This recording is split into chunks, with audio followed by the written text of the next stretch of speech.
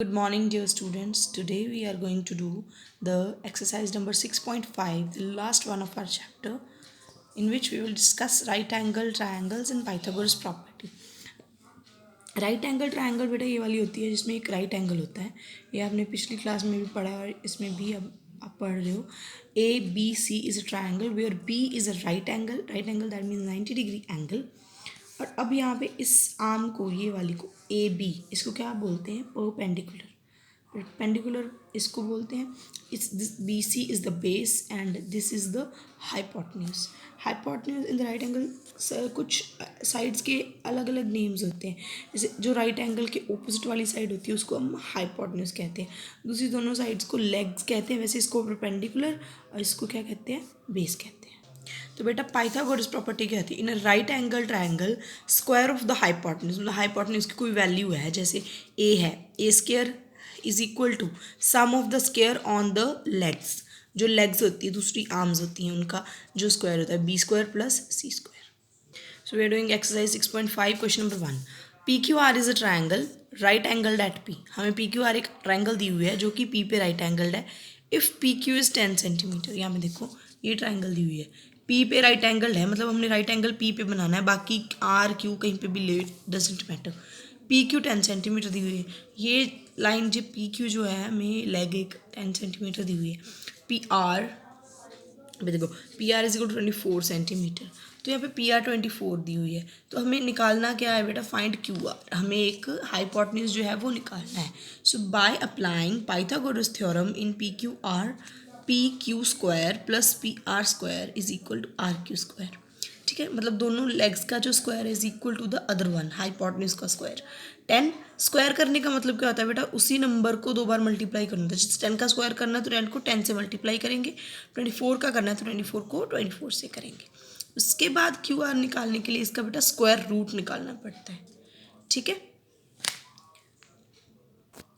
Square root निकालने के लिए बेटा ये देखो, यहाँ पे ऐसे पहले स्क्वायर रूट प्राइम फैक्टराइजेशन करनी पड़ेगी हमें, जैसे 6 क्लास में करते थे।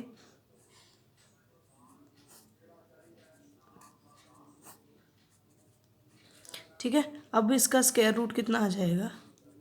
ये एक पेयर बन रहा है, ये एक पेयर बन रहा है, तो इसमें से एक 2 को ले लेंगे, इसमें एक 13 को ले लेंगे, तो आंसर विल बी 26। हर जगह पे स्क्वायर रूट निकालने के लिए हमें प्राइम फैक्टराइजेशन का इस्तेमाल करना पड़ेगा। अभी सेकंड क्वेश्चन है, A B C is right angle triangle at C. अब वो सी पे राइट एंगल है। If A B is equal to 25 centimetre, A C is equal to 7 centimetre, find B C. A B अभी हमें 25 जो सबसे बड़ी हुई है वो हमें दी हुई है। बट अगर हमें वो दी हो तो यहाँ पे अब हम माइनस करेंगे। अगर नहीं, अगर तो ये निकालनी होती है, हाइपोटेन्यूज निकालना है, तो इन दोनों का प्लस करते हैं। अगर ये दी हुई हो तो बाकी दोनों का क्या करते हैं बेटा? माइनस करते हैं। ठीक है, तो डू इट योर सेल्फ। मैं आपको नेक्स्ट क्वेश्चन बता रही हूँ।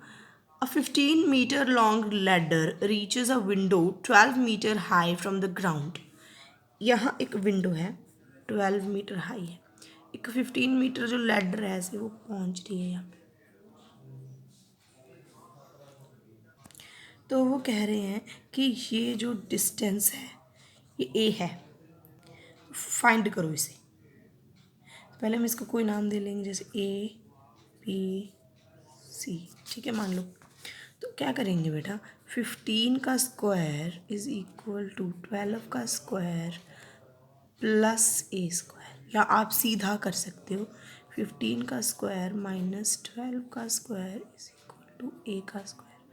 225 minus 144 is equal to a square. अब 225 माइनस 144 इज इक्वल टू 81, तो वो 9 का स्क्वायर है। ठीक है, तो फुट ऑफ द लैडर का जो डिस्टेंस है from the wall that is 9 metre. आगे बेटा, which of the following can be sides of a right triangle. इसमें से कौन सी राइट ट्राइंगल की साइड्स बन सकती हैं? राइट ट्राइंगल्स की साइड बनने के लिए पाइथागोरस प्रॉपर्टी होल्ड करनी चाहिए बेटा। तो पहले में क्या है, सबसे बड़ी साइड जो होती है उसका स्क्वायर, जो सबसे बड़ी साइड होती है उसका स्क्वायर लेना है आपने।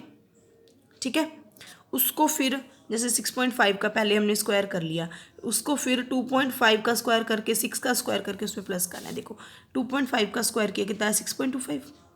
6.5 का किया तो 42.25, 6 का किया 36। अब सबसे बड़ी साइड क्या है? 42.25 है, तो इन दोनों का स्क्वायर 42.25 के अगर बराबर आता है दैट मीन्स ये है राइट एंगल ट्रायंगल, अगर नहीं आता तो नहीं है.